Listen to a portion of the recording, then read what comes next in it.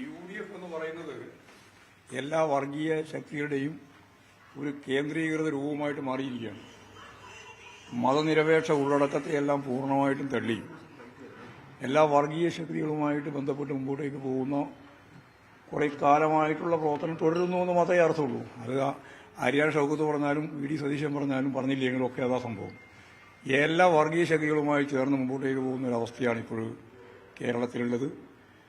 വർഗീയതയ്ക്കെതിരായിട്ട് ഒരക്ഷരം ഉണ്ടാൻ അവർക്ക് അവകാശമില്ലാത്ത രീതിയിൽ വർഗീയ ശക്തിയുടെ കൂട്ടുകെട്ടായിട്ട് UDF മാറിയിരിക്കുകയാണ്. അതിന് തീർച്ചയായിട്ടും ഈ നിയോജകമണ്ഡലം ഉൾപ്പെടെ കേരളത്തിലുടനീളം അതിൻ്റെ ഒരു പ്രത്യാഘാതം അവരനുഭവിക്കേണ്ടി വരുമെന്ന കാര്യത്തിൽ യാതൊരു സംശയമില്ല.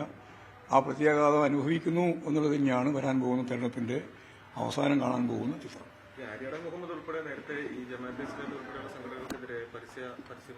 ആര്യാടൻ മുഹമ്മദിന്റെ കാര്യം പറഞ്ഞിട്ട് ഇപ്പോൾ ഒരു കാര്യമില്ല. എന്തൊക്കെ കാര്യങ്ങൾ അങ്ങോട്ടും ഇങ്ങോട്ടും പറഞ്ഞിട്ടുണ്ട്. പക്ഷെ ഇവിടെ ഇപ്പോഴും കഴിഞ്ഞ 17, 18 ലോക്സഭാ തെരഞ്ഞെടുപ്പ്, കഴിഞ്ഞ പാലക്കാട് ഉപതെരഞ്ഞെടുപ്പ്, ഇപ്പോഴും നിലമ്പൂർ ഉപതെരഞ്ഞെടുപ്പ് ഉൾപ്പെടെയുള്ളതിൽ വർഗീയവാദികളുമായിട്ട് ചേർന്ന് മുമ്പോട്ടേക്ക് പോകുന്ന സ്ഥിതി തന്നെയാണ് യഥാർത്ഥത്തിൽ UDFന്റെ ഭാഗമായിട്ടുള്ളത്. അത് തന്നെയാണ് മഴവിൽ സഖ്യമെന്ന് ഞാൻ പറഞ്ഞത്. ആ സഖ്യം ശക്തിയായിട്ട് നിൽക്കുകയാണ്. എന്തിനാണ് പറയേണ്ട കാര്യം? PDPയും ജമാഅത്ത് ഇസ്ലാമി ഒരുപോലെയാ? അല്ല, സ്വീകരിക്കൊണ്ടോ ഇല്ലെന്നുള്ളതല്ല പ്രശ്നം. ഞാൻ പറഞ്ഞു വന്നത് PDPയും അതുപോലെ തന്നെ ജമാഅത്ത് ഇസ്ലാമി ഒരുപോലെയാണോ? എന്താ സംശയം കാര്യത്തിന്? ജമാഅത്ത് ഇസ്ലാമി ലോകത്തെമ്പാടുമുള്ള ഒരു വർഗീയ ശക്തിയാണ്. ലോകത്തെ ഇസ്ലാമിക രാഷ്ട്രം പോകണമെന്ന് RSS പറയുന്നത് പോലെ അതിന് കൗണ്ടർ പാർട്ടായിട്ട് പറയുന്ന ഒരു പാർട്ടിയാണ്. ആ നിലപാടെന്നുള്ളല്ലോ PDP എടുത്തുകൊണ്ടിരിക്കുന്ന നിലപാട്. പീഡിപ്പിക്കപ്പെട്ട ഏറ്റവും പ്രധാനപ്പെട്ട ഒരു വിഭാഗമല്ലേ കേരളത്തെ സംബന്ധിച്ചിടത്തോളം. അതുകൊണ്ട് രണ്ടും കൂട്ടി കണക്കണ്ട.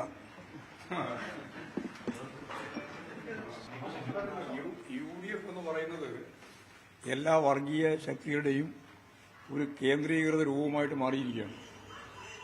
മതനിരപേക്ഷ ഉള്ളടക്കത്തെയെല്ലാം പൂർണ്ണമായിട്ടും തള്ളി എല്ലാ വർഗീയ ശക്തികളുമായിട്ട് ബന്ധപ്പെട്ട് മുമ്പോട്ടേക്ക് പോകുന്ന കുറേ കാലമായിട്ടുള്ള പ്രവർത്തനം തുടരുന്നു എന്ന് മാത്രമേ അർത്ഥമുള്ളൂ. അത് ആര്യാ ഷൗക്കത്ത് പറഞ്ഞാലും VD സതീശൻ പറഞ്ഞാലും പറഞ്ഞില്ലെങ്കിലും ഒക്കെ അതാ സംഭവം.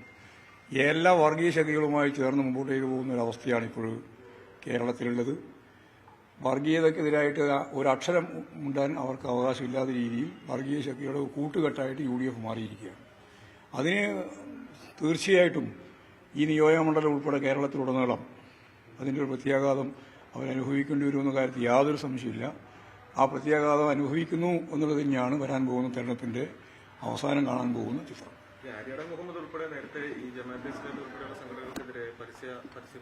ആര്യാടൻ മുഹമ്മദിന്റെ കാര്യം പറഞ്ഞിട്ട് ഇപ്പോൾ ഒരു കാര്യമില്ല. എന്തൊക്കെ കാര്യങ്ങൾ അങ്ങോട്ടും ഇങ്ങോട്ടും പറഞ്ഞിട്ടുണ്ട്.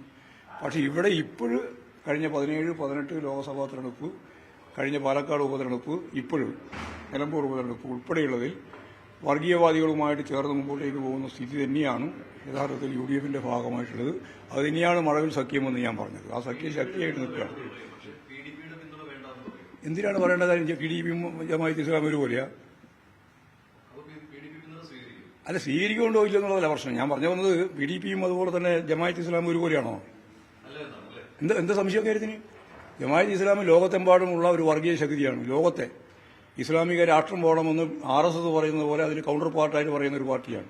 ആ നിലപാടെന്നുള്ളല്ലോ PDP എടുത്തുകൊണ്ടിരിക്കുന്ന നിലപാട്. പീഡിപ്പിക്കപ്പെട്ട ഏറ്റവും പ്രധാനപ്പെട്ട ഒരു വിഭാഗമല്ലേ കേരളത്തെ സംബന്ധിച്ചിടത്തോളം. അതുകൊണ്ട് രണ്ടും കൂട്ടി കണക്കണ്ട.